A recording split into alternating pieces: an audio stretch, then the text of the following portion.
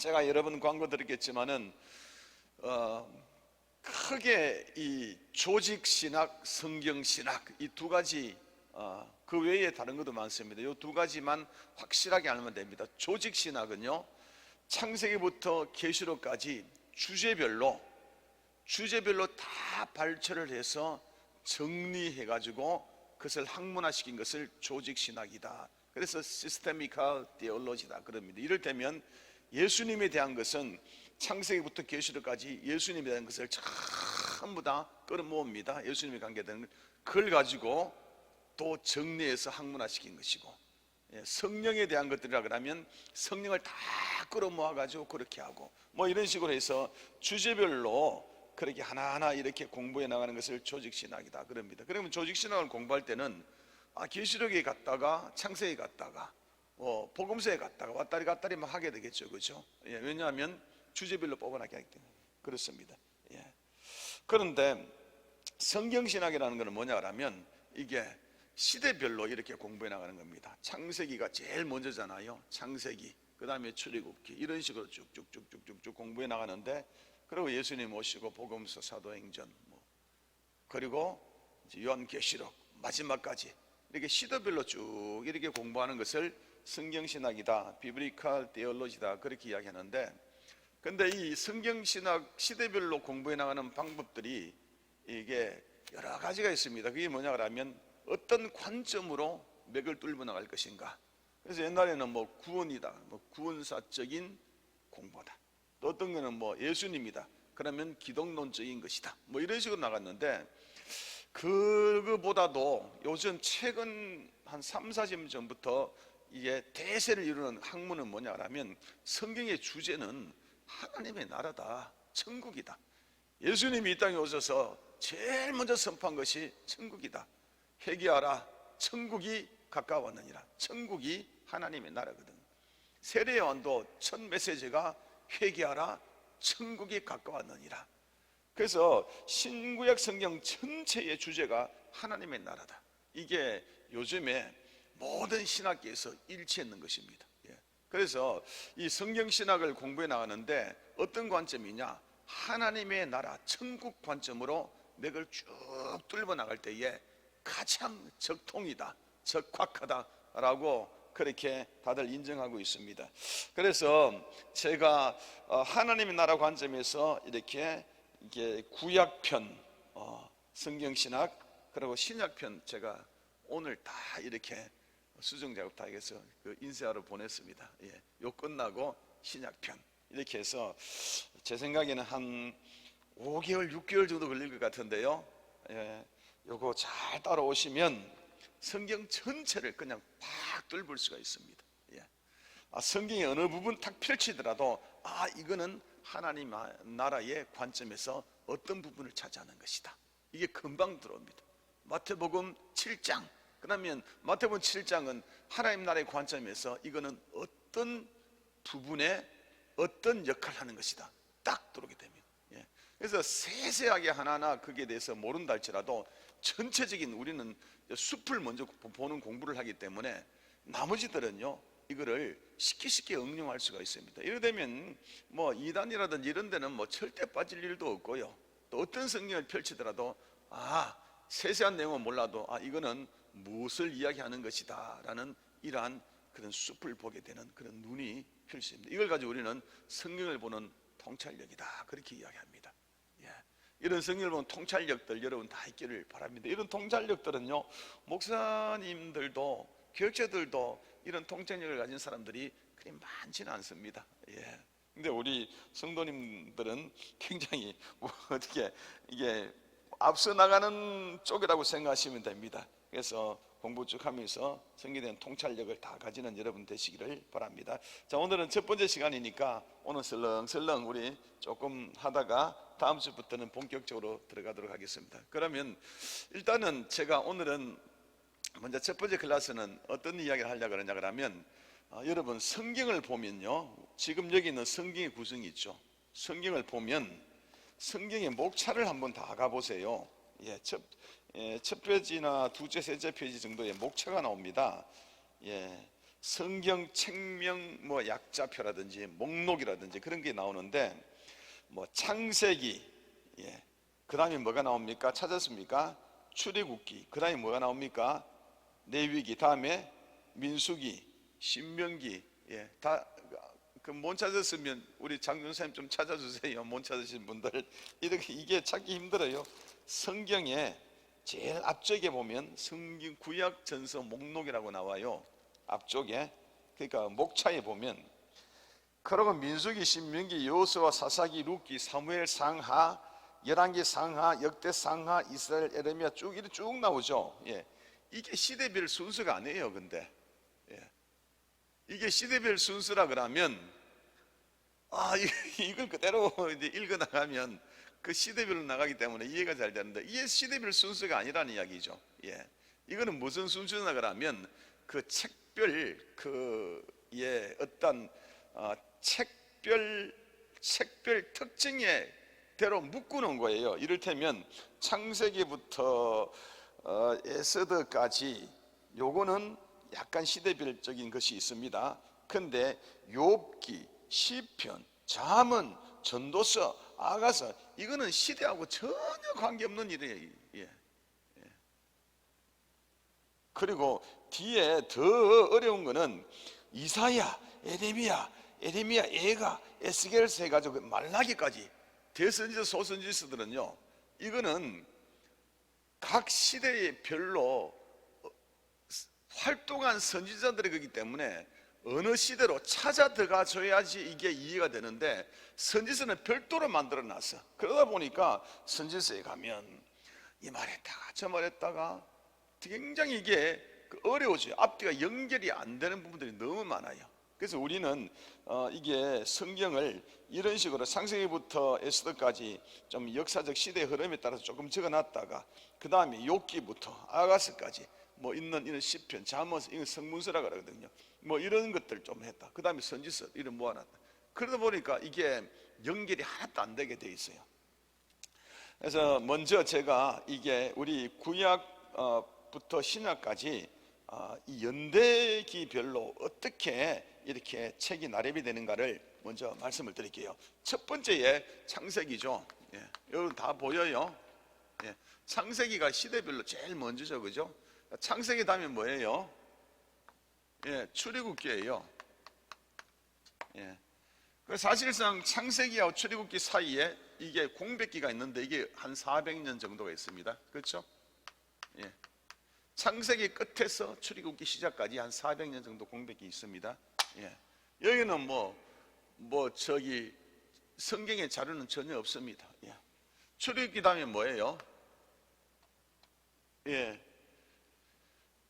출애굽기 다음에 민수기. 예.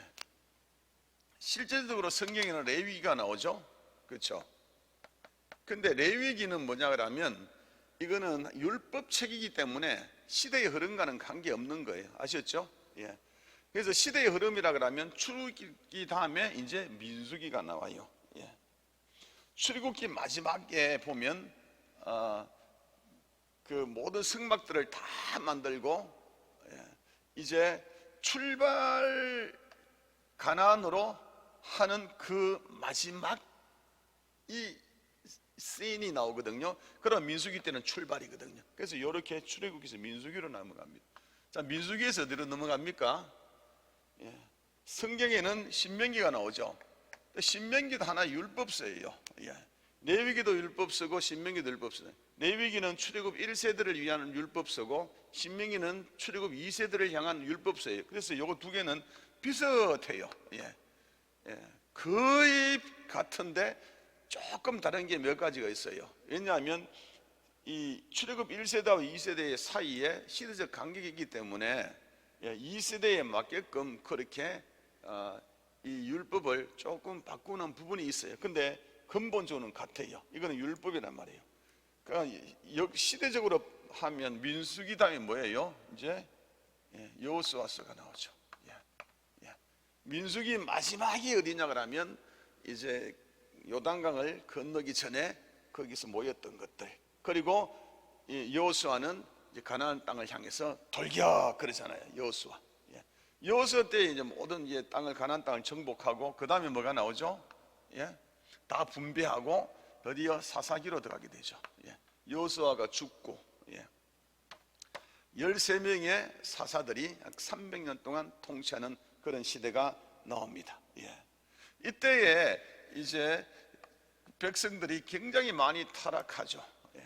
그래서 사사기를 구약의 영적 암흑 시대다 그렇게 이야기합니다. 사사기 말에 무엇이 나옵니까? 사무엘이 나옵니다. 사무엘 상이 나옵니다. 사무엘 상 처음에 뭐가 나옵니까? 사무엘이 나오잖아요. 마지막 사사 사무엘이 나온다. 그리고 사무엘 상에서는 드디어 여기서 이제 왕정 정치, 이전까지는 신정 정치다 그래. 하나님께서 통치하는 시대라고 하면 여기서부터는 왕정 정치, 인간 왕이 이제 통치하는 시대인데, 사무엘 상에 보면 첫 번째 왕 이름이 누가 나오죠? 사울 왕이 나온다. 그래서 사무엘 상에는 첫 번째 임금 사울 왕을 세우고, 사울 왕이 인간 왕, 인간이 세운 이 왕은 한계가 있다. 그러면서 이 사울 왕은 소명 감당치 못하고 나중에 폐기 처분되는 그까지가 나옵니다. 그리고 사무엘 하가 나오죠. 사무엘 하. 사무엘 하는 누가 나옵니까? 다윗에 대한 이야기 나옵니다.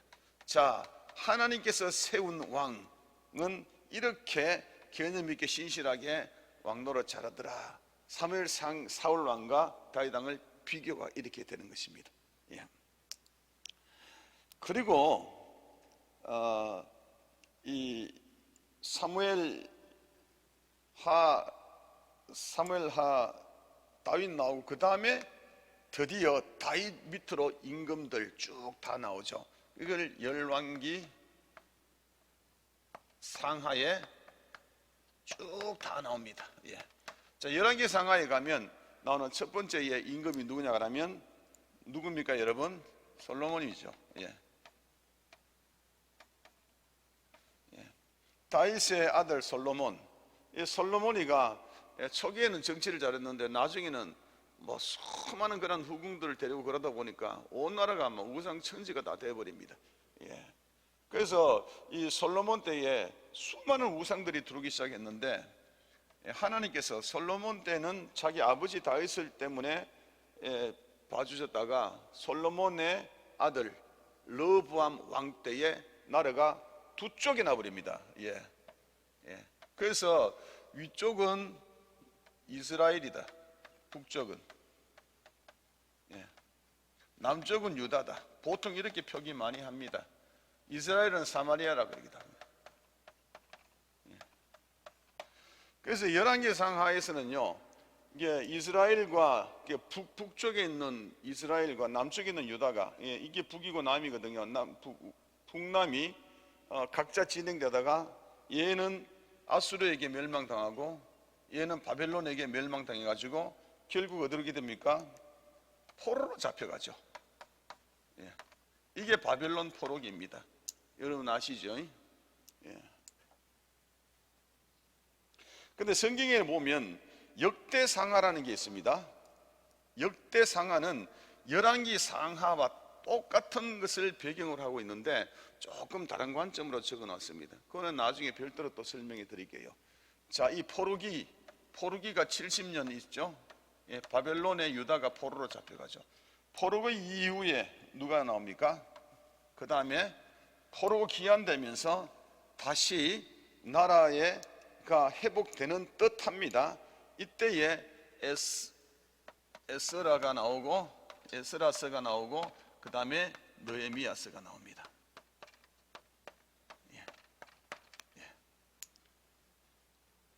그래서 에스라 느헤미야서는 포로에서 다시 돌아와서 큰 역사.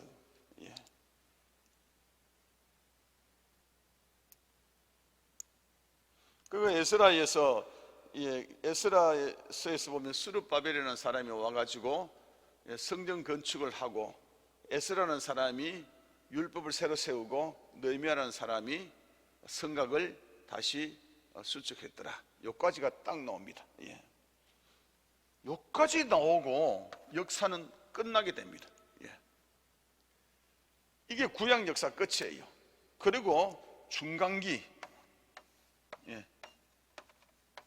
중간기가 나오고 그 다음에 누가 나오냐 그러면 예수 그리스도, 신약이 시작됩니다. 자, 창세기, 출애굽기, 민수기, 여호수아 다음에 사사기, 사무엘상, 하, 열왕기 상하, 그리고 유다 망하고 70년 포로기, 다시 70년 뒤에 돌아와서 에스라, 느헤미야, 그리고 중간기 400년, 그리고 예수가 태어나고, 요게 구약의 시대별 순서입니다. 자, 그런데 여기서 이제 다른 성경들, 뭐 시편이라든지 뭐 잠언서, 전도서 뭐 이런 것들은 하나의 성문서이기 때문에 그거는 우리는 별도로 우리 교훈으로 읽어 나가면 되는 것인데, 그런데 선지서 같은 경우에는 선지서들은 그 시대에 살았던 선지자가 그 시대의 상을 보면서 예언한 것들이기 때문에 어느 시대에 들어가 있는가를 조금은 알 필요가 있어요. 자, 이 포로기 때에 주로 일했던, 사역했던 선지자가 누구냐 하면 다니엘, 그리고 에스겔. 다니엘, 에스겔은요 포로기 때에 그때에 일했던 사람들이에요. 그죠? 그리고 에스라, 느헤미야, 이 포로 시대 때 이후에 일했던 사람은 누구냐 그러면 학개, 스가랴, 이런 등등 선지자들입니다. 그래서 학개 선지자나 스가랴 선지자 같은 경우에는 주로 성전 건축을 하라고 막 종종 나옵니다. 왜냐하면 성전 건축하다가 여러 방해 때문에 성전 건축이 스톱된 적이 몇 번 있었거든요. 그렇다 할지라도 성전 건축하라는 이야기가 막 나오죠. 그래서 학개, 스가랴는 바로 포로 이후에 이 배경으로 일했던 선지자다. 그래서 학개, 스가랴를 읽을 때는 여기에 에스라, 느헤미야 이쪽 보면서 같이 읽어야 될 그런 일들입니다. 그렇죠? 그리고 나머지 대부분 선지자는 뭐냐 하면 멸망하기 전에 이사야라든지 또 나오는 수많은 선지자들은 전부 다 이전에, 다른 선지서들은 이전에 배경을 두고 있는 것들입니다. 그래서 다른 선지서를 읽을 때는 열왕기 상하를 읽으면서 그거 맞춰서 하나하나 읽어 나가면 돼요. 그래서 성경에서 가장 복잡한 그런 동네가 어디냐 그러면 열왕기 상하 동네입니다. 왜냐하면 여 안에 수많은 왕들이 있었고 수많은 그런 상황 가운데서 수많은 선지자들이 활동했던 시대이기 때문에 열왕기 상하가 제일 복잡하다고 그렇게 이야기합니다. 자, 어떻든 간에 이 정도만 아시면요, 여러분 이게 구약에 대해서는요, 이게 시대적 흐름을 다 아시고 이렇게 어느 정도 통찰력을 가지시는 거예요. 다시 한번 볼게요. 창세기가 시작이죠. 창세기 다음에 뭐죠? 출애굽기. 창세기, 출애굽기 사이에 400년 정도의 공백 기간이 있다. 그리고 출애굽기 다음에 레위기인데, 레위기는 출애굽 1세들을 향한 율법서지 시간의 흐름은 하나도 없습니다. 그래서 민수기로 넘어갑니다. 자, 그다음 민수기 다음에 신명기가 나오는데, 신명기 또한 율법서입니다. 요거는 2세들을 향한 율법서. 그래서 요걸 가지고 제2의 레위기다라고 이야기도 합니다. 그 다음에 이제 여호수아, 가나안 땅을 다 정복하고 땅을 분배하죠. 땅을 분배하고 난 이후에 사사시대로 접어듭니다. 사사시대 접어들면서 많은 우상을 섬기고 그러다 보니까 나라가 굉장히 고통받고, 13명의 사사가 한 300년 동안 다스리는 그런 시대입니다. 사사기 말에 가장 힘들 때에 누가 태어나냐 그러면 한나라는 여인을 통해서 이 사무엘이 태어납니다. 이 사무엘이 태어나면서 사무엘이 사울에게도 안수해주고 임금 삼고 다윗에도 임금 삼습니다. 그래서 사무엘상하 그러는데, 실제로는 이게 제목이 사무엘상하가 아니라 사울기 뭐 이렇게 해야 되는 거죠. 저는 다윗기 이렇게 해야 되는 것도 맞거든요. 근데 사무엘이라는 선지자가 사울왕도 세우고 다윗왕도 세웠기 때문에 아마 사무엘상하 이렇게 이름 붙인 것 같아요. 예. 이때 이제 왕정 정치가 시작되는데 1대 왕이 사울이고, 사울이 하나님의 말씀대로 이렇게 통치 못했기 때문에 폐기되고, 그 다음에 다윗이 2대 왕으로 등극하는데 하나님께서 이렇게 말씀하십니다. 저 왕이 내 마음에 합한 왕이다. 왕이 되려고 하면 저 정도는 돼야 된다. 그렇게 다윗 왕을 그렇게 죽여 세웁니다. 그래서 사무엘하는 다윗 왕에 대한 이야기들이 쭉 나옵니다. 그런데 가만히 보시면 사무엘하에 보면 다윗 왕에 대한 이야기가 쭉 나오는데, 다윗 왕이 완벽한 사람이 절대 아니었습니다. 얼마나 많이 실수한지 모릅니다. 간음도 하고요, 그러다 살인도 하고요, 인구조사 잘못해서 수많은 백성들 죽이기도 하고요. 이 다윗을 보면요, 너무너무 결점이 많습니다. 예. 그런데도 하나님께서는 이 다윗 왕은 최소한 하나님의 뜻대로 정치하려고 예수고 노력한 사람이라고 그렇게 인정해 줍니다. 그래서 다윗 왕이 모든 왕의 스탠다드가 딱 되어버립니다.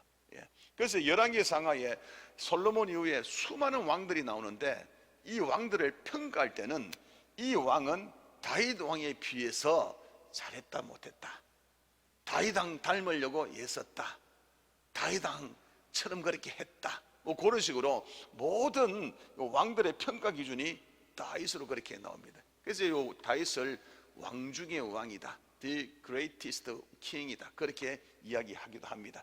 자, 열왕기 상하에서 이스라엘 역사가 쭉 진행되고 유다 역사도 쭉 진행되고, 이스라엘은요 일찍 망합니다. BC 722년대에 아수르에게 멸망당하고, 유다는 그 이후에 한 130-40년 더 가다가 586년에 유다는 바벨론에게 멸망당합니다.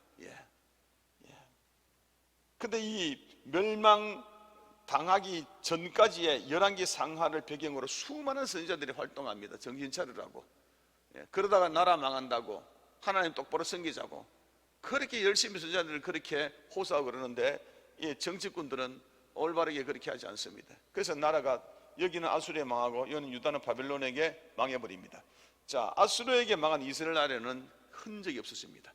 아수르라는 이 나라가 어떻게 했나 그러면 북이스라엘을, 사마리아를 이렇게 멸망시키고 이게 이민 정책을 썼습니다. 그러니까 그 안에 있는 이스라엘 백성들을 다른 나라에 다 보내고, 또 딴 데 있는 또 다른 나라 백성들을 이스라엘로 그렇게 오게 하고 막 섞어서 짬뽕 다 잡종 다 만들어 놔버렸습니다.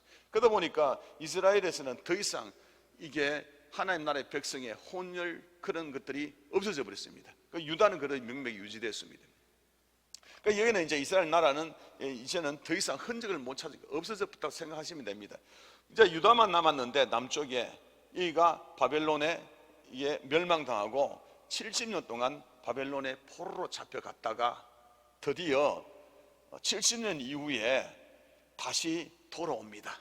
돌아와서 성전을 건축 새로 하고 율법을 새로 세우고 성곽을 건축하고, 요게 에스라서 느헤미야에서 나옵니다. 요때에 활동한 선지자가 학개서 스가랴서. 그래서 학개서 스가랴서는 성전 건축에 대해서 독려하는 것이 굉장히 많이 나옵니다.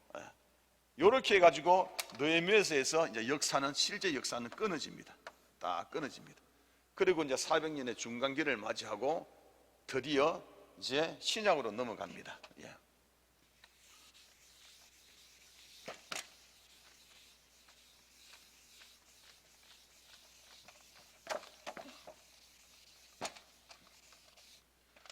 이제 신약으로 와서는 이제 예수님에 대해서, 예수님의 행적을 해놓은 데가 이게 복음서입니다. 4대 복음서. 그 다음에 이제 복음이 이제 확장이 돼야 되죠. 복음 확장하는 것이 이게 사도행전입니다. 사도행전에서 이제 복음이 확장되죠. 사도 바울을 통해서 전 세계로 확장이 되죠. 그리고 사도행전이 제일 마지막 28장으로 끝나는데, 근데 사도행전의 특징이 뭐냐 그러면, 다른 성경에는 결론이 항상 나와 있어요.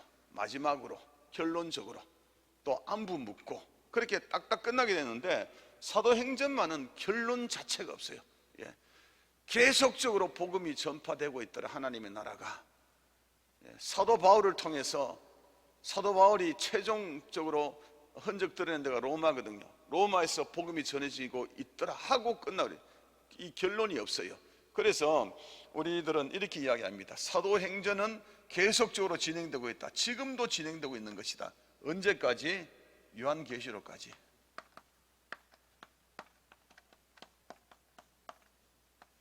그 요한계시록은 뭐냐 그러면 이제는 끝입니다. 이제 예수님이 재림하시고 하나님 나라가 완성되는 것이다.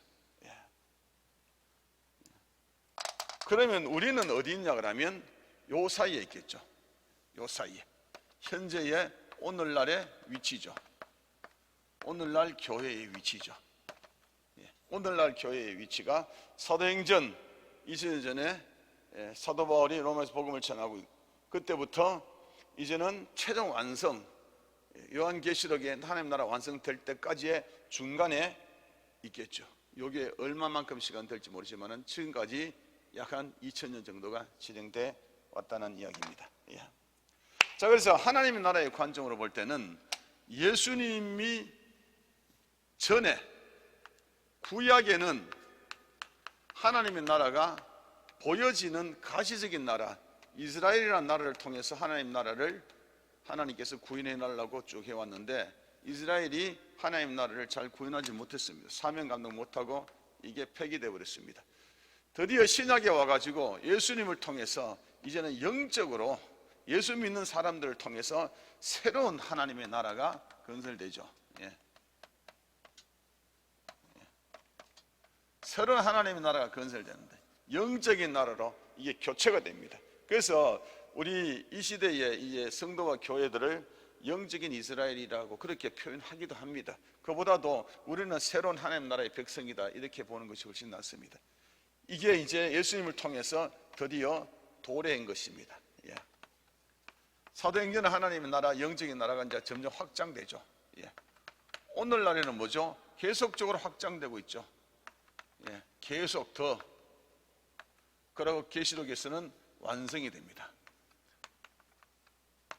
자, 이런 관점으로 볼 때에 오늘날 우리 교회의 위치가 어디냐, 우리가 무엇을 해야 되는 것인가 명확하게 정확하게 나오죠. 오늘날 우리 교회는 사도행전과 요한계시록 사이에 있죠. 그래서 우리는 하나님의 역사 그 사이에 있다는 거예요. 그냥 신앙생활 잘하고 그냥 예수 믿고 그냥 복 받고 뭐 내 소원 빌면 하나님 들어주고 뭐 이런 식으로 신앙생활 하는 것들도 뭐 그리 나쁜 것도 아닙니다. 그런데 온전하게 올바른 역사의식을 가지고 올바른 정당한 신앙생활을 하려고 하면 그런 것뿐만 아니라 이 전체적인 구약과 신약 사이에서 현재의 오늘날 교회, 그러고 성도인 내가 어느 위치에 차지하며 내가 할 일이 무엇인가를 이런 개념을 가지고 살아가는 걸 가지고 개념이 있는 성도다, 그렇게 이야기하는 것입니다. 이해되셨죠? 예. 그래서 하나님의 나라의 관점에서 성경을 쭉 공부하다 보면 이런 개념들이 이제 바삭하게 서겠죠. 예. 그냥 우리는 뭐 예수 믿는 사람이다, 예수 믿고 구원받고 천국 가자, 그냥 하나님께 뭐 기도하자, 자녀가 잘 되자, 이런 차원, 그런 것도 있지만은 그런 차원을 훨씬 더 뛰어넘어서 과연 나는 누구인가, 오늘날 교회인 나는 현재 어느 위치에 있는 것인가, 내가 해야 될 일은 무엇인가라는 반듯한 그런 의식이 있었겠죠. 이걸 가지고 우리는 역사의식이다 그렇게 이야기합니다. 그러니까 역사의식을 가지고 있는 성도와 가지고 있지 않는 성도들은 신앙생활하는 그 목적점 자체가 완전히 달라져 버립니다. 예. 목적점이 달라지니까 신앙하는 어떤 방향성도 다 달라져 버립니다. 예. 이해되셨죠? 예. 그래서 우리 이런 공부를 쭉 하다 보면 우리는 오늘날 교회로서, 예, 오늘날 성도로서, 예, 반듯한 역사의식을 가지고, 예, 건전하게 우리가 하나님 앞에 설 줄 아는 그런 사람이 되겠죠. 그죠? 예. 대충 이 정도만 설명해도 무슨 말인지 다 아시겠죠. 예. 그래서 오늘날 교회는 이런 의식을 가지고 그렇게 신앙생활을 해야 된다. 우리는 하나님 나라의 회복 과정에 있고, 그리고 오늘날에는 복음들이 확장해야 될 그런 우리는 소명을 가지고 있다. 무슨 일을 하든지 간에 여기 다 연결시켜야 됩니다. 교회에서 하는 모든 프로그램, 내가 살아가는 모든 그런 활동들을 다 여기에 맞춰서, 하나님 나라라는 관점에 맞춰서 내가 오늘날 모든 일들이 하나님 나라를 확장하는데 어떤 도움이 될까? 하나님 나라를 회복하는데 어떤 도움이 될까? 그런 관점으로 우리는 끊임없이 연구해 나가야 된다. 일전에 그 책 중에 베스트셀러 된 책 한 권이 뭐냐 하면 예수님이라면 어떻게 행했을까라는 그런 그 책이 있었어요. 프란시스 세이퍼입니까? 뭐 이분이 지은 책인데 그 굉장히 유행한 책이 있었거든요.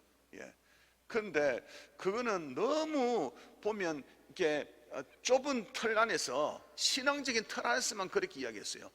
예수님이라 그러면 내가 참아야지, 예수님이라 그러면 내가 더 착해져야지, 예수님이라 그러면 조금 더 기도해, 뭐 그런 차원에, 그런 차원은 그거는 아주 소극적인 신앙 형태입니다.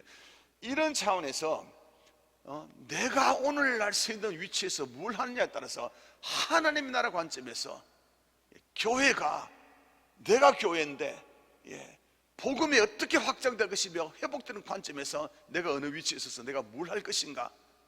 그래서 하나님, 오늘 내가를 통해서 하나님 나라를 이루어 가시기를 원합니다.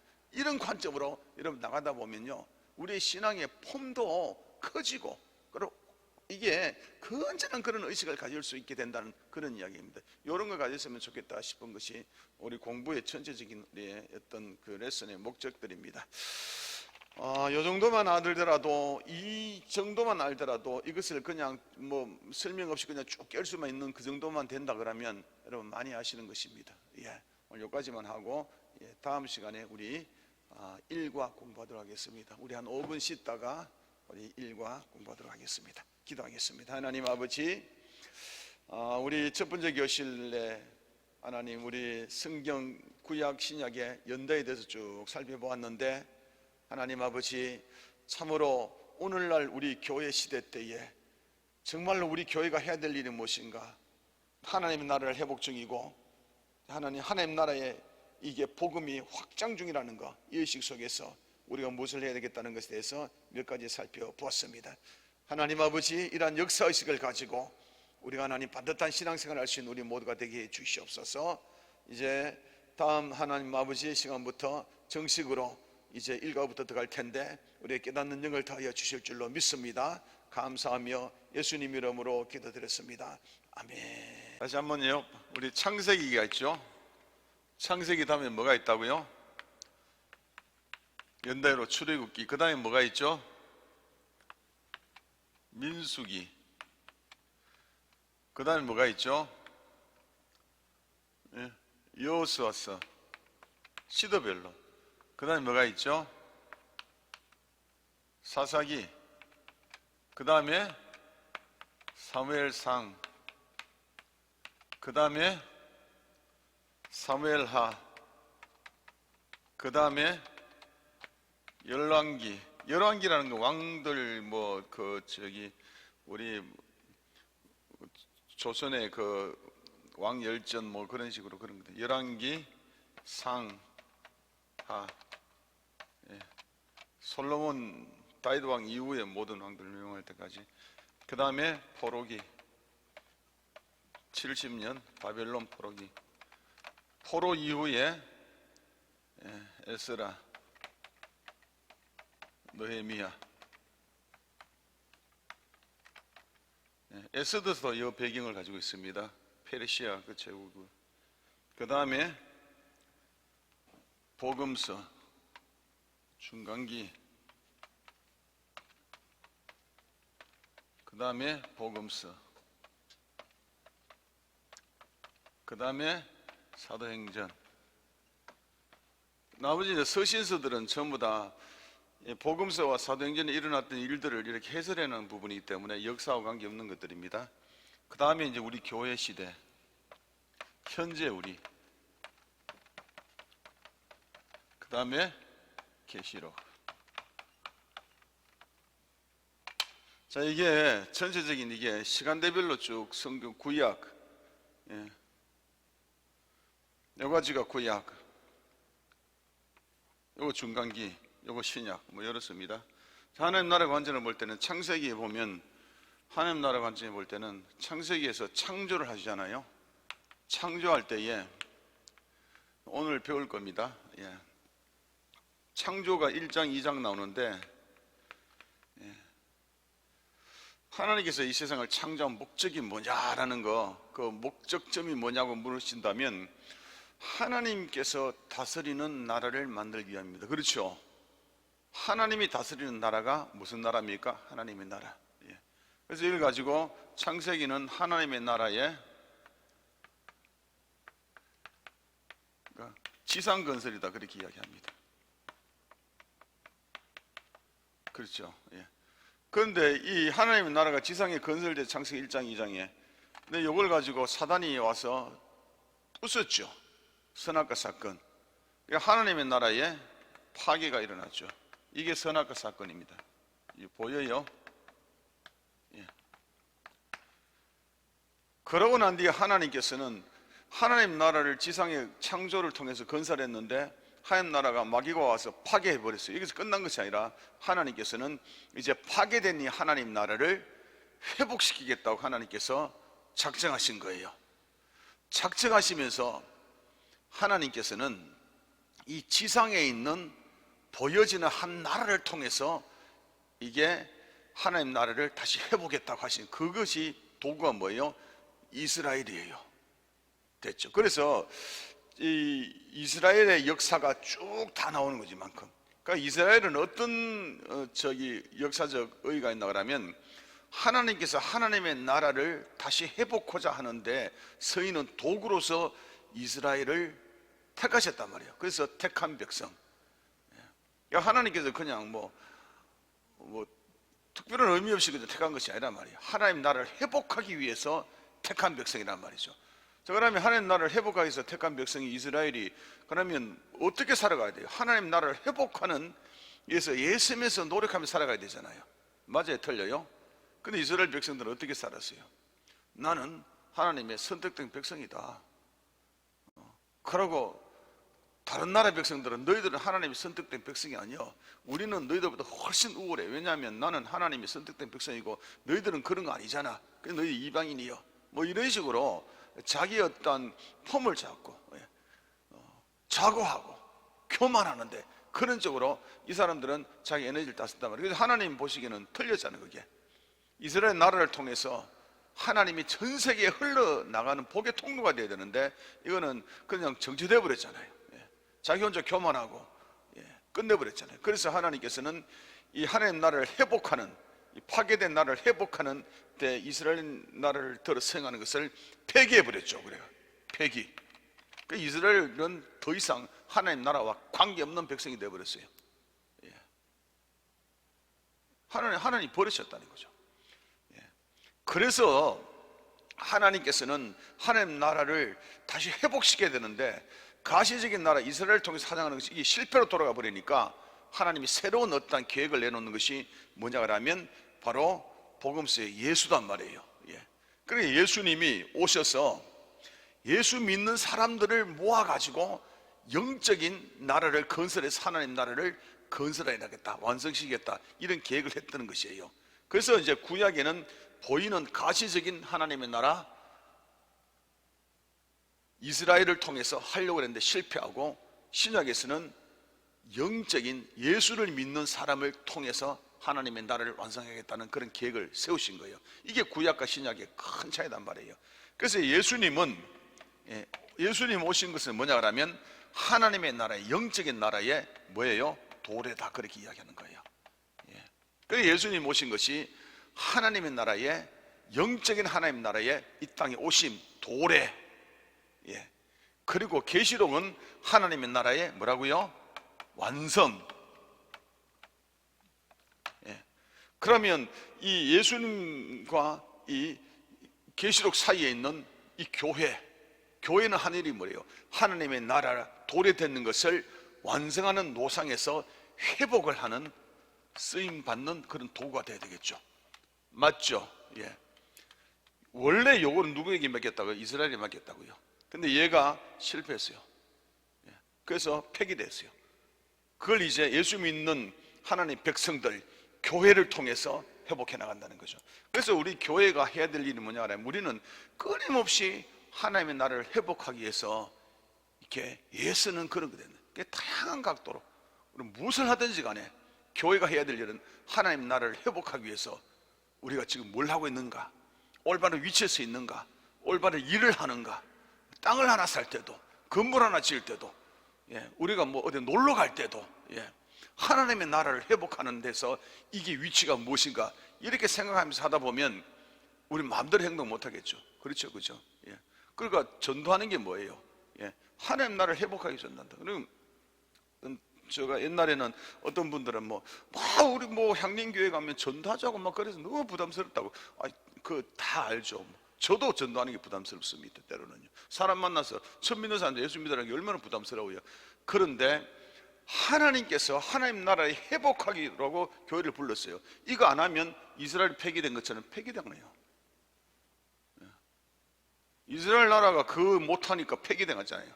이 글을 교회가 그런 거 안 하면 폐기당해요. 예. 그러니까 교회 중에서도요, 이 시대에 이름만 교회지 실제적으로 교회 기능을 못하고 하나님 앞에 버림받은 교회 엄청 많을 거예요. 장로님 그렇게 생각하지 않아요? 예. 예.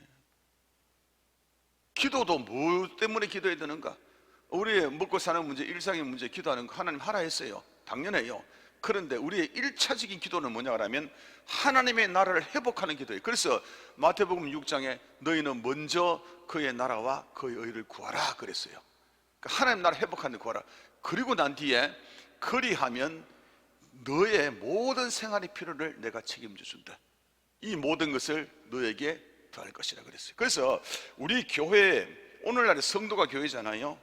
우리 교회가, 우리 성도들이 하나님 나라 회복을 위해서 우리가 애쓰면 우리의 생활에 필요한 모든 것들, 경제 문제, 자녀 문제, 내 가지고 있는 병의 문제, 수많은 모든 문제들, 우리 일상의 문제들 하나님께서 그 문제를 아시고 어떻게 해주신다고요? 채워주신다. 이게 신약 성경의 성도의 하나님 관계 속에서 원리가 바로 그거예요. 그래서 먼저 그 나라와 그 의를 구하라는 것이 바로 그런 게 있다. 그래서 우리가 이 시대의 교회는, 성도들은 어떤 일을 하든지 간에 전부 다 하나님의 나라와 관계에 있는지를 해봐야 돼요. 이걸 비교해야 돼요. 그러니까 하나님의 뜻을 분별하기가 너무 쉬워요.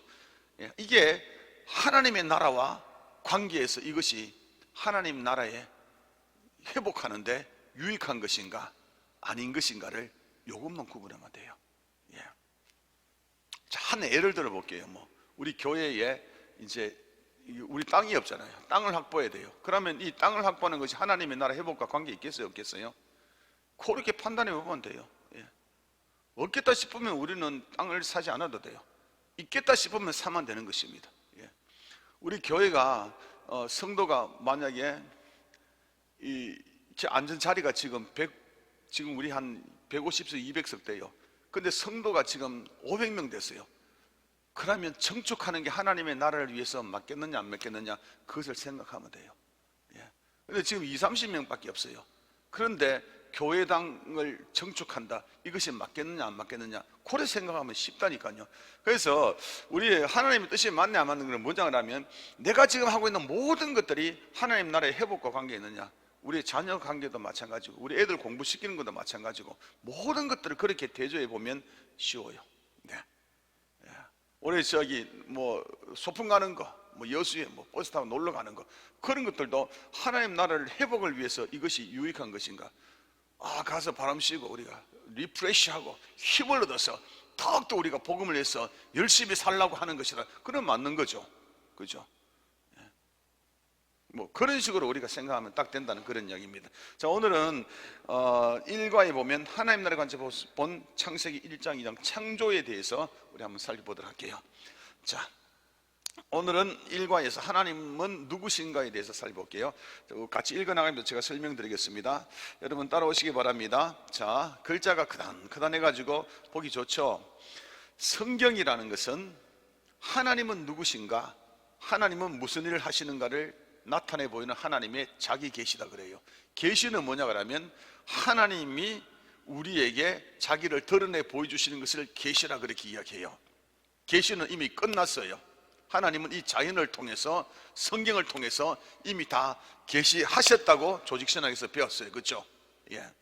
그래서 창세기 1장 2장은 뭐냐 하면 하나님이 누구신가를 가르쳐주는 자기 계시 중에 하나다. 하나님의 계시 중에 하나다 생각하시면 돼요.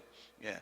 그래서 성경을 읽어 나갈 때에 1장 2장 뿐만 아니라 모든 성경을 읽어 나갈 때는 이 가운데 하나님은 누구신가, 어떤 분이신가, 하나님은 무엇을 하셨는가를 찾아보면서 읽어 나가는 것이 성경을 가장 잘 읽는 방법 중에 하나예요. 자, 그러면 창세기 1장 2장을 창조를 통해서 하나님은 어떤 분이시고 하나님이 어떻게 역사를 경영해 나가시는 것을 이렇게 한번 살펴보자고요. 자, 창세기 1장 2장을 통해서 우리가 알 수 있는 것은요, 첫 번째는 뭐냐 하면 창세기의 창조 이야기를 통해서 보는 하나님은 어떤 분이신가부터 오늘은 찾아보겠는데요, 다 같이 한번 보겠습니다. 자, 지금까지 우리는 창조에 대한 말씀에 대해서는 우리 지금까지 주일학교 때부터 배워왔던 것들 중에 창세기 1장 2장이라고 하면 대부분이 세상은 뭐로 만들었느냐, 여기에 우리 공부를 거의 집중했어요. 하나님이 무엇으로 세상을 만들었냐, 말씀으로 만들었다. 하나님이 세상을 만들 때 말씀으로 만들었다. 요런데 우리가 다 공부를 했어요. 저도 주일학교 때 요거 공부했어요. 요거만 기억나와요. 예. 그것도 맞아요. 그런데 더 중요한 게 있다 이 말이에요. 창세기 1장 2장에서 하나님이 세상을 말씀으로 만들었다는 거, 이보다도 하나님이 더 강조하고 싶은 말이 있더라는 이야기예요. 예. 그게 뭐냐 그러면 하나님 당신이 누구신가, 예. 당신이 무슨 일 때문에 이 세상을 만드셨는가, 이것을 더 강조하고 우리가 알기를 원했다는 이야기예요. 예. 그래서 우리가 성경을 보면서 하나님이 누구신가에 대한 것을 정확하게 아는 이런 것을 우리 신학적으로 바른 신관이라 그렇게 이야기해요. 이름을 한번 따라합니다. 바른 신관. 예. 그러니까 창세기 1장 2장을 통해서 바른 신관을 가지는 것이 꼭 필요해요. 하나님은 누구신가를 정확하게 한번 들여다보자는 거죠. 자, 첫 번째는 뭐냐 그러면 다 같이 읽습니다. 시작. 하나님은 역사의 주도권을 가지고 경영하시는 분이라는 것을 하나님 우리에게 알기를 원한다는 거죠. 창세기 1장 2장을 통해서 하나님이 말씀으로 세상을 만드셨다는 것도 중요한데 그거보다도 더 중요한 것이 있다. 그 뭐냐 그러면 내가 바로 역사의 주도권을 가지고 경영하는 분이다, 이거를 너희들이 알면 좋겠어 라고 하나님이 말씀하시는 것이 창세기 1장 2장이란 말이에요. 자, 창세기 1장 2장에서 가장 많이 나오는 단어가 뭔지 아세요? 하나님이에요. 예. 어느 성경을 보더라도 창세기 1장 2장만큼 하나님에 대해서 많이 나오는 거 없어요. 계속 하나님이 계속적으로 나와요. 예. 뭐 다른 성경 하나님이 그리고 뭐 어쩌고 저쩌고 또 하나님이 그러는데 창세기 1장 2장에는요 계속적으로 하나님이 예. 1장 1절 보세요. 태초에 뭐라고요? 하나님 나오죠. 예. 3절 보세요. 시작. 하나님 나오죠. 4절 보세요. 하나님 나오죠. 5절 보세요. 하나님 나오죠. 6절 보세요. 하나님 나오죠. 7절 보세요. 누가 나와요? 처음에 하나님. 8절 하나님, 9절 하나님, 10절 하나님, 11절 하나님, 14절 하나님, 계속적으로 하나님이 천지 창조하셔서 1, 2, 3, 4, 5, 6, 7, 8 이렇게 이야기 안 했다는 이야기예요. 창조를 할 때마다 하나님 당신의 이름을 막 이렇게 강조하는 거예요. 예.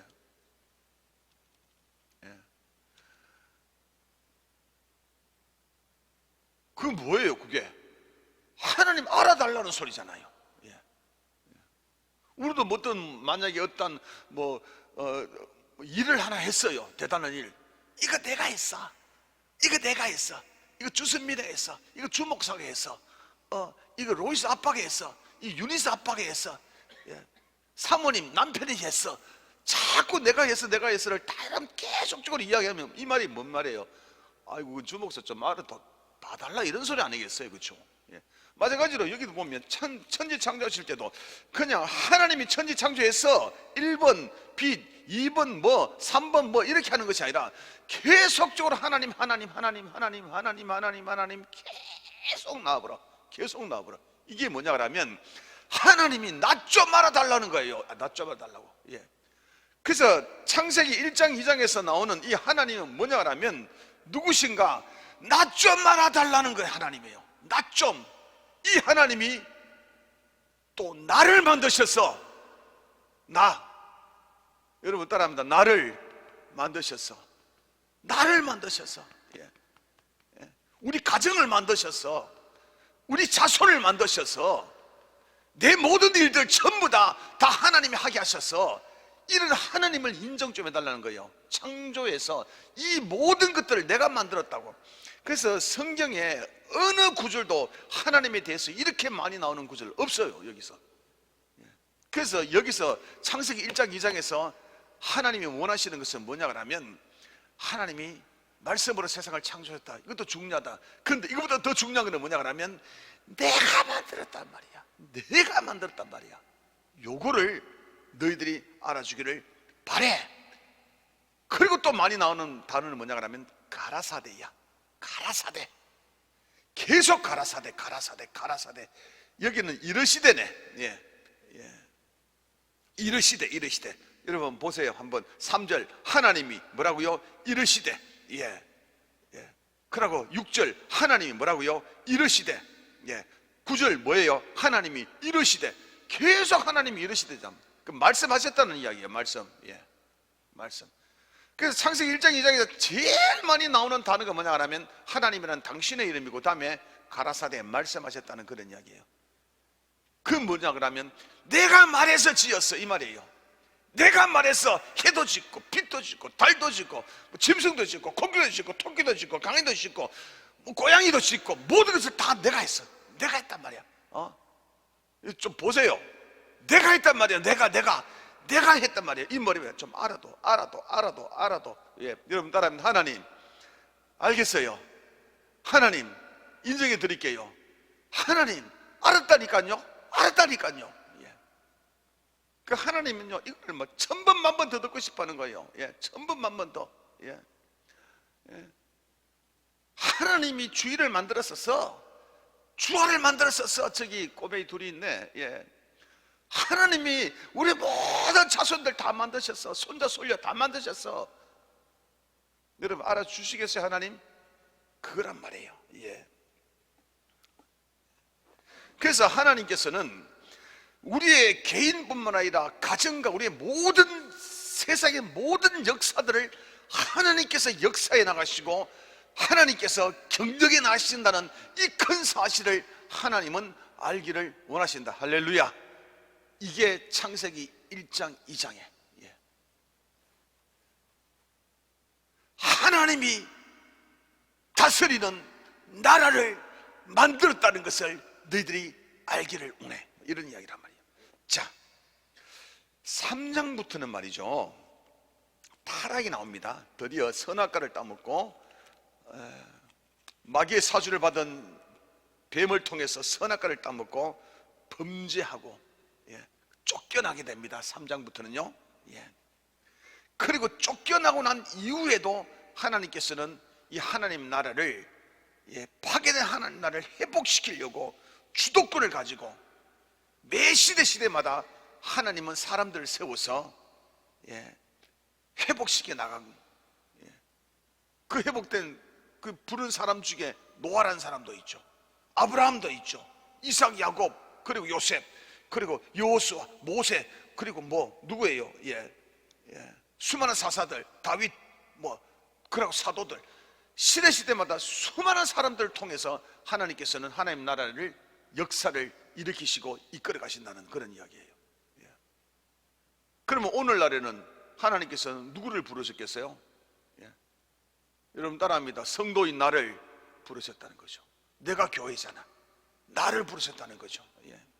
그래서 여러분, 내가 노아와 동급이고요, 사명적인 측면에서 아브라함과 동급이고, 사명적인 측면에서 하나님 나라를 회복시켜 나가는 그 사명적인 측면에서, 하나님이 모세와 같이 하나님 나라를 회복시켜 나갔듯이 우리를 통해서 하나님 나라를 회복시켜 나간다고. 우리는 이러한 막중한 그러한 우리는 사명을 가진 사람입니다. 그래서 어떻든 간에 하나님께서는 자기 자신의 주도권을 가지고 세상 역사를 경영해 나가신다는 것, 요거 알기를 원하신다. 할렐루야. 여러분 따라합니다. 하나님께서 역사의 주도권을 가지고 경영하시는 분이다. 요거 좀 알아달라고 하나님 말씀하십니다. 자, 두 번째는요, 읽습니다. 2번 시작. 하나님은 인간의 행복만을 위해서 존재하는 분이 절대 아니시다는 거. 요거를 하나님이 좀 알아달라는 거예요. 종교라는 자체가 뭐냐 그러면, 종교는 지극히 이기적인 것이 종교입니다. 사람이 연약하고 불안하고 두렵다 보니까 어떠한 특정 어떠한 우상을 만들어 가지고 그 종교에게 빌고 절하고, 그러고 나를 지켜달라고, 이런 어떤 딜링이 거래가 이루어지는 거 아니겠어요? 그렇죠? 그래서 모든 종교들은요, 전부 다 보면 사람 자기 자신을 위한 것들이에요. 내 행복과 내 안녕을 위해서, 사람의 그 이기주의에서 그렇게 다 출발하는 게 종교단 말이에요. 물론 우리 기독교에서도 이것을 부정하는 건 아니에요. 창조기에 보면 에덴 동산이 나와요. 에덴 동산은 어떤 곳입니까? 걱정 근심 없는 곳이고, 병과 죽음이 없는 곳이고, 참으로 행복한 곳이다. 에덴 동산이 그랬어요. 그곳에 우리를 살게 했었어요. 그러니까 하나님도 우리의 행복을 위해서 반드시 존재하는 것은 맞아요. 그런데요, 성경의 창조 이야기 보면 선후가 있다고 이야기를 해요. 먼저 첫 번째는 뭐냐 하면 하나님 당신이 행복하기 위한 것이 먼저고, 두 번째는 사람의 행복이라고 그렇게 나와요. 일반 종교하고 다르죠? 그래서 우리가 성경을 보고 우리가 신앙생활 하면서 우리는 먼저 내 자신의 행복보다도 하나님이 행복하시는가에 대해서 먼저 우리는 질문을 던져야 돼요. 이 일을 하면 내가 편리할까? 내가 좋을까? 아니라 하나님이 행복할까? 하나님이 즐거우실까? 이런 질문 던지면서 우리가 취사 선택하는 것이, 이게 바로 올바른 기독교인이라는 그런 이야기예요. 요 밑에 보시면요, 이 세상의 대부분 종교는 사람의 행복을 위해서 사람이 만드는 종교다.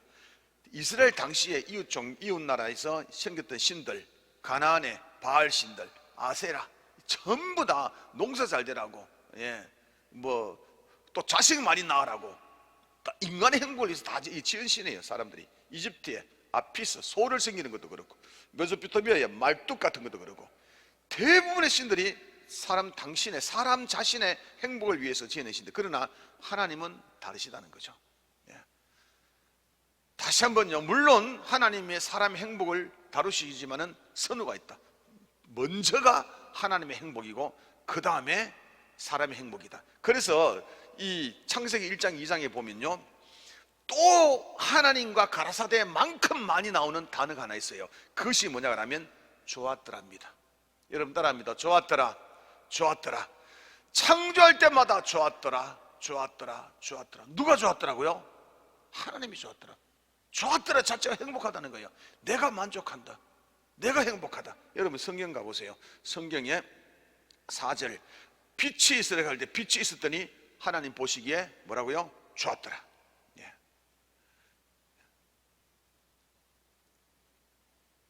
그 10절 보세요. 자, 땅과 바다를 나누고 하나님 보시기에 뭐라고요? 좋았더라. 그리고 12절 보세요. 이제 채소 뭐 등등 하고 하나님이 좋았더라. 그리고 계속 나와요. 18절도 좋았더라. 그리고 창조 마지막 다 하고 난 뒤에 뭐라 했는 줄 아세요? 심히 좋았더라. 너무너무 좋았더라. 그래서 창조할 때마다 하나님께서 좋았더라, 좋았더라 계속 나오다가 마지막에는 너무너무 좋았더라. 누가 좋았더라고요? 하나님 당신이 행복했다는 거예요. 하나님께서 세상을 만들어 놓고 하나님이 너무 행복한 거예요. 너무 하나님이 행복한 거예요. 그래서 창세기 1장 2장에 나오는 건 뭐냐면 사람이 행복한 것이 아니라 하나님이 행복했다는, 하나님이, 그 하나님의 행복이 먼저고 그 다음에 사람의 행복이었더라. 그 죄가 없는, 질병과 죽음이 없는 그곳 사는 사람이 행복했더라. 그러니까 하나님의 행복 속에 들어가면 사람은 뭐라고요? 저절로 행복해진다, 그런 이야기예요. 예. 그래서 저는 신앙생활을 하면서 우리 성도들이 보면 대부분의 처음에 오시는 분들은 문제에서 왔잖아요. 돈 문제에서 왔고, 가족 문제, 건강 문제, 별의별 온갖 문제를 가지고 와서 자기 행복을 위해서 그렇게 교회를 찾잖아요. 문을 두드리잖아요. 그거는 다 처음에는 다 그런 것 같아요. 근데 처음에는 제가 이해됩니다. 하나님 응답도 잘해 주십니다. 그런데 신앙생활 하는 가운데 점점 벗어나야 돼요. 점점 이제는 하나님의 행복을 위해서 내가 뭘 해야 될까라는 관점으로 벗어나야 돼. 우리 반주자님 하나님의 행복을 위해서 반주하십니까? 아멘. 아멘 나와야지. 해봐요. 그렇지. 예. 우리가 뭘 하든지 간에 하나님의 행복을 위해서 이제는 뭘 한다고 이렇게 우리가 관점이 바뀌어져야 돼. 그러면 하나님이 행복하면 나는 저절로 행복한 것입니다. 자동문입니다. 예. 그래서 내 관점에서 하나님 관점으로 신앙생활을 자꾸 바꾸어 나가는 것이, 이게 올바른 성도입니다. 인정하시면 아멘. 예, 바로 그겁니다. 예. 그래서 성경에 너희는 먼저 그 나라와 그 일을 구하라. 그리하면 이 모든 것을 너희에게 더하시리라. 네가 하나님의 뜻대로 살아가고 하나님 나라를 위해서 살다 보면 모든 것들은 자동적으로 채워질 것이다. 그렇게 우리에게 약속하시는 것이죠. 예. 자, 이렇게 하나님이 창조를 통해서 우리에게 가르쳐주고 사는 것은 뭐냐 그러면, 첫 번째, 역사의 주도권을 가지고 격려하신 분이다. 나 좀 알아주라. 하나님 가라사대. 두 번째는 뭐냐 그러면, 하나님 당신의 행복을 위해서 세상을 창조했지 인간의 행복을 첫 번째로 두지 않았다는 거죠. 그러니까 하나님 당신이 행복하면 그 속에 들어가면 우리는 자동적으로 우리는 행복해진다. 우리가 막 열심히 노력할 필요 없다. 하나님을 위해서 그래 살아가면 그런 행복이 찾아온다는 거. 두 번째. 자, 세 번째는요, 다 같이 읽습니다. 시작. 창세기 1장 1절은 오직 유일신만을 인정한다. 예. 유일신만을 인정한다. 예. 자, 1장 1절 다 같이 한번 읽어봅니다. 자, 시작. 태초에 하나님이 천지를 창조하시니라. 자, 태초라 그러면 아무것도 없었답니다. 천사도 없고 영계도 없고 귀신도 없고, 예, 세상에 아무런 물건이 아무도 없는 때에 누가 계셨다고요? 하나님이 계셨다. 예, 요거를 이야기하는 것입니다. 유일시다라는 것은, 예, 유일신이라는 것은 다른 신이 있다는 것을 부정하는 게 아니에요. 예. 태초에 세상에 만물도 없고 영계에 천사도 없고 귀신도 없고 아무것도 없던 그때에 누가 계셨다고? 하나님이 계셨다는 것. 이게 유일신이라는 겁니다. 예. 유일신이라는 것은 오직 하나님만 신이고 다른 것은 신이 없다, 이런 뜻이 아니에요. 모든 세상에 있는 모든 만물들, 그리고 세상에 있는 신들, 잡신들, 모래내 시장 가보시면 무슨 장군보살, 애기동자, 이순신 신도 있다 보니까 세종대왕 신도 있고 별의별 신들 다 있는데, 수많은 잡신, 만신들, 물신, 용왕님 이런 것들은 그 이후에 사람이 만들어냈거나, 안 그러면 천사가 타락해가지고 그렇게 잘못된 거거나 그런 것이지, 그 모든 것도 전부 다 어디에 아래에 있다? 하나님 아래에 있다. 예. 천지 창조되기 전에, 모든 영계가 창조되기 전에 하나님이 계셨는데 하나님부터 모든 것이 출발했다. 이게 여러분 유일신이다. 그래서 유일신이라는 것은요, 한 신 이렇게 이야기 안 하고 영어로 유니크라 그래요. 이런 나라입니다. 유니크란 말은 뭐냐 그러면 특별하다, 이런 뜻이에요. 독특하다, 특별하다. 예. 아주 독특한, 특별하다. 예. 한 개라 그러면 the only one이라 그러잖아요. 영어로 the only one이라 그러면 하나밖에 없는 애, 이렇게 이야기하지 않고요, 유니크라고 이렇게 이야기해요. 예.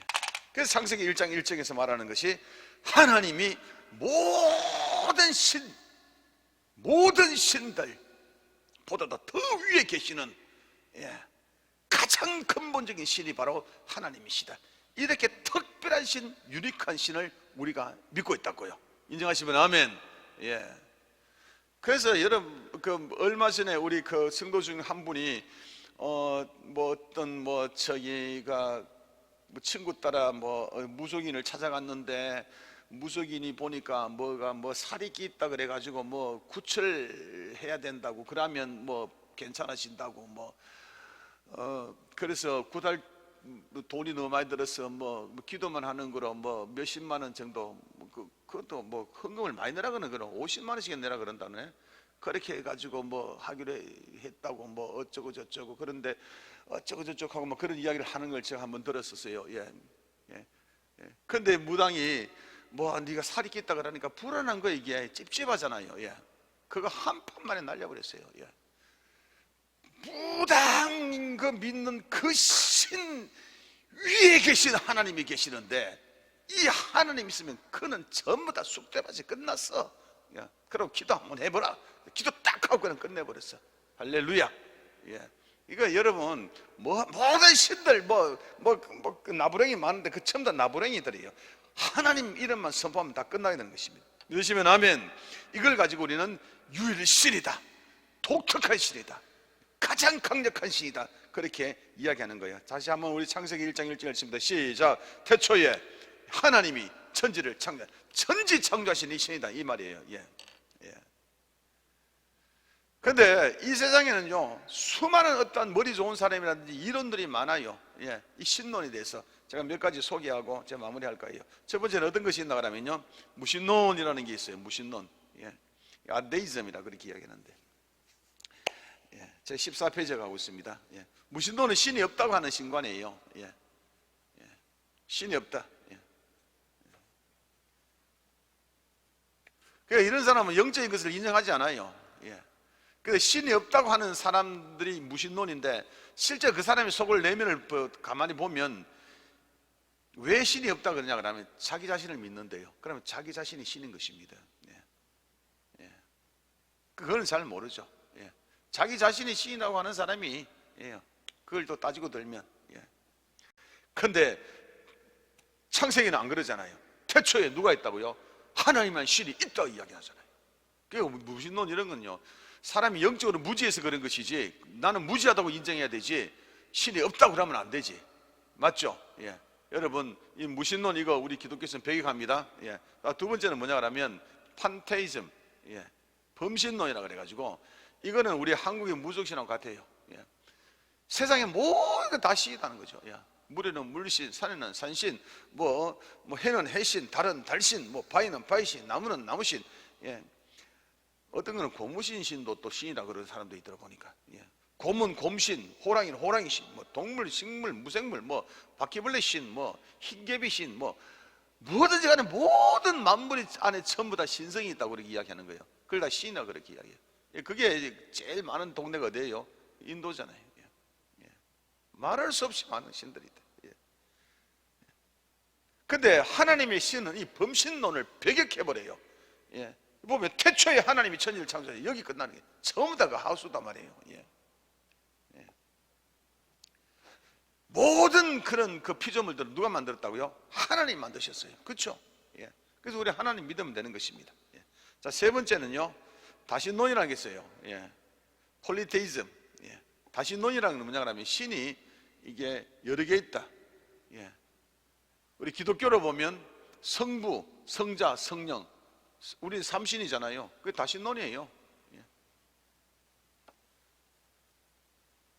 그런데 여기서 끝나면 이단이 되지. 성부, 성자, 성령 세 분이 하나라고 이야기하잖아요. 그 우리가 삼위일체라 그러잖아요.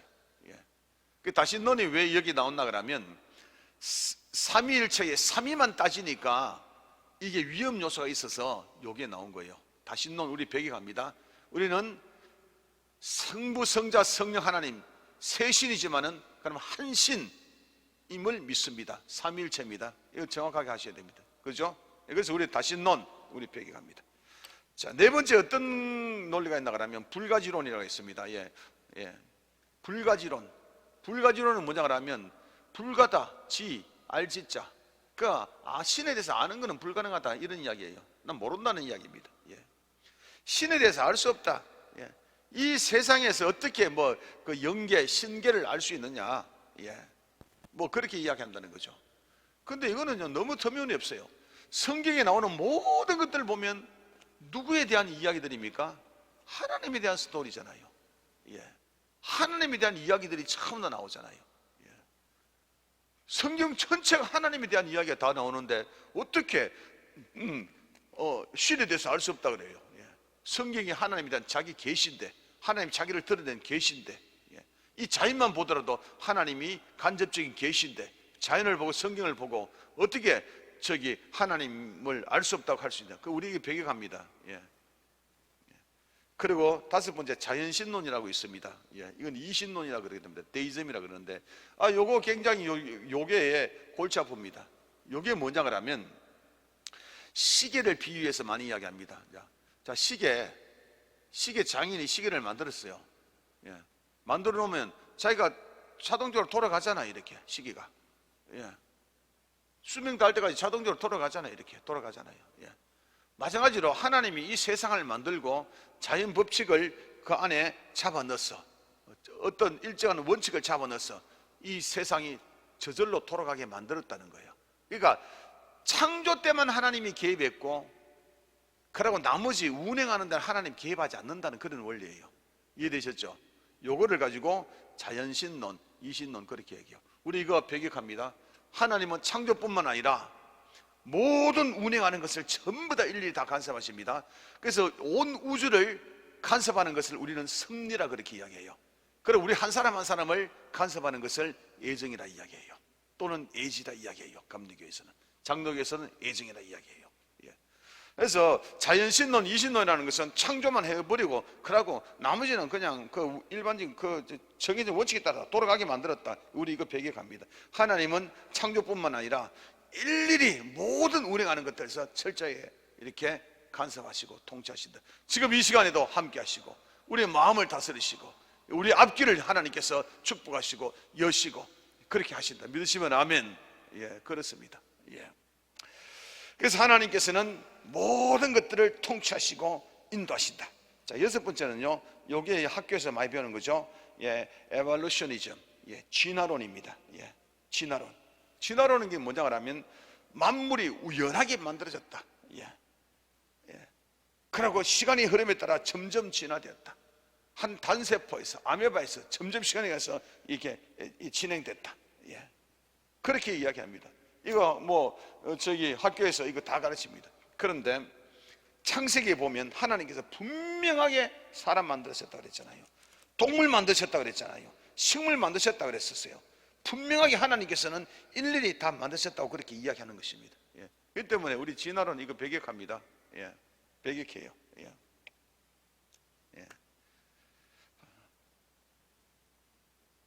우리는 창조론입니다.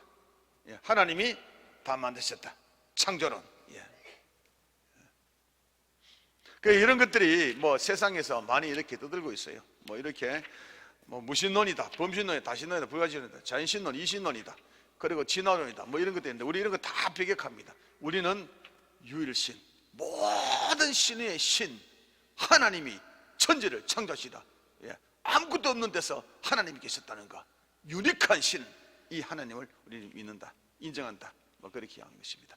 자, 오늘 우리 여기까지 하겠는데 한번 정리하고 마무리할게요. 자, 하나님 나라 관점에서 본 창세기 1장 2장 창조에서 하나님은 누구신가에 대해 살펴봤는데, 하나님은 첫 번째, 하나님은 역사의 주도권을 가지시고 경영하시는 분이시다. 창세기 1장 2장만큼 하나님에 대해서 많이 말하는 거 없다. 할 때마다 하나님 그런다. 하나님 좀 알아주라는 그런 이야기다. 그리고 하나님께서는 말씀하시되 가라사대 엄청나게 많다. 하나님께서 내가 만드셨다는 것 좀 알아주라는 그런 이야기다. 그래서 하나님께서는 역사를 주도권을 가지고 역사를 시작했을 뿐만 아니라 그리고 경영해 나가신다는 이 큰 사실, 지금도 우리 성도님들을 다 경영해 나가신다. 우리 성도 여러분들의 모든 삶을 다 아시고 앞으로의 모든 삶도 하나님 인도해 주실 줄 믿습니다. 할렐루야, 아멘. 자, 두 번째는 뭐냐 하면, 하나님은요 사람의 행복을 위해서 만드는, 이거는 다른 종교들이 하는 이야기들이고요, 사람의 마음을 평안을 하고 행복을 위해서 하는 것이고, 이게 우리 기독교에서는 그런 거 아니다. 하나님 당신이 행복하기 위해 그리고 사람을 만들었다.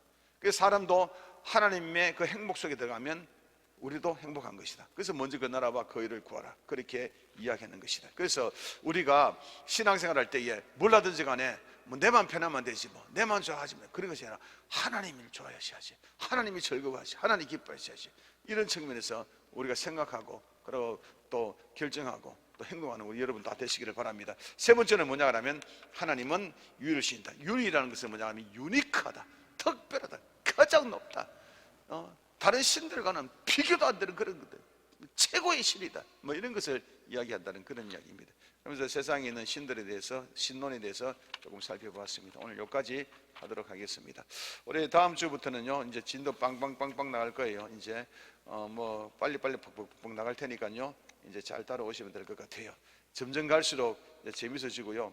창세기 1장 2장 정도는요 뭐 대부분 우리가 많이 들었기 때문에 좀 익숙하지만은 점점 갈수록 좀 덜 익숙해지거든요. 그런데 이거 굉장히 재밌습니다. 그러면서 이제 우리가 올바른 성경관, 역사의식을 가지는 우리 모두가 되기를 바랍니다.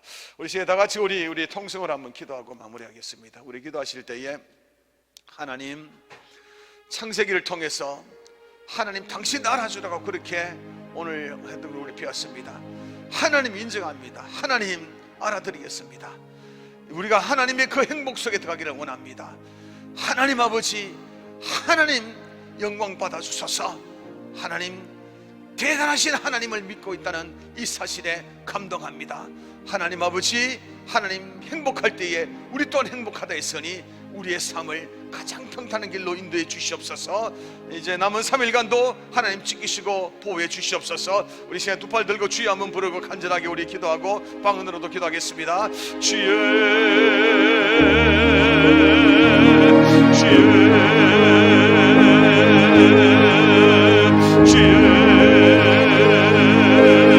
하나님 아버지, 오늘 우리가 하나님 아버지요 창조 이야기를 통해서 하나님은 누구신가에 대해서 살펴보았습니다. 하나님 아버지요 참으로 역사를 운행하시는 분이시고, 하나님 우리의 역사 하나님 아버지 섭리하시고 배정하시고 통치하시는 분이라는 것을 알았습니다. 하나님 아버지요, 하나님이 당신의 행복을 위해서 이 세상을 만들었다는 것을 오늘 알았습니다. 하나님께서 우리가 먼저 그 나라와 그 의를 위해 살아갈 때에 하나님께서 우리에게 하나님의 축복을 주시다는 것을 우리가 배웠습니다. 하나님 아버지가 특별한 신이라는 것을 오늘 우리가 배웠습니다. 이 하나님 아버지가 천지 창조하신 이 대단하신 하나님을 믿고 있다는 이 한 사실에 우리 하나님께 영광을 돌리며 살아갈 수 있도록 하나님 아버지가 축복해 주실 줄로 믿습니다. 이 하나님께서 남은 삶을 넣어주시고 우리의 평생을 온전하게 지켜주시길 원합니다. 주의 역사여 주시옵소서. 감사합니다. 예수님 이름으로 기도하겠습니다. 사랑하는 주님, 오늘 우리 성경신학 첫 번째 시간을 가졌는데 창세기 1장 2장을 통해서 나타난 하나님의 누구신가? 하나님은 역사를 운행하시고, 하나님은 이 하나님 아버지가 창조주 역사를 운행하시는 분이다.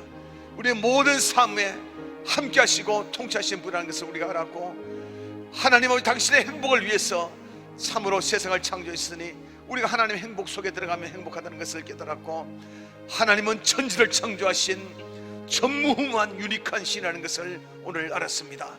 하나님 아버지, 이 하나님을 믿고 있는 저희들이 참으로 행복합니다. 이제 남은 3일간도 하나님의 절대적인 권능으로 하나님 백성들을 굳건하게 지키시고 보존하여 주시옵소서. 하나님 축복해 주시옵소서. 3일간 하나님 풀어져야 될 것 풀어지게 하여 주시고, 무엇이든지 하나님의 뜻 가운데 이루어지게 하여 주시옵소서. 주님 홀로 영광 받아 주시옵소서. 예수님 이름으로 감사하며 기도드렸습니다. 아멘.